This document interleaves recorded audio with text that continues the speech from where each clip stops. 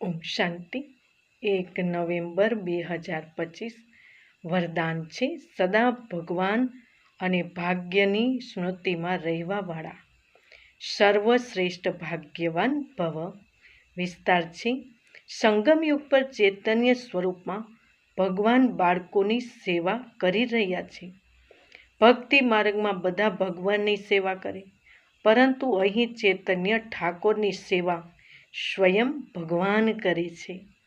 અમૃત વેલા ઉઠાડે છે, ભોગ લગાવે છે, સુવડાવે છે, રેકોર્ડ પણ સુવાનું અને રીગાડ પણ ઉઠાડવાનું વગાડે એવા લાડલા તથા સર્વ ભાગ્યવાન આપણે બ્રાહ્મણ છીએ.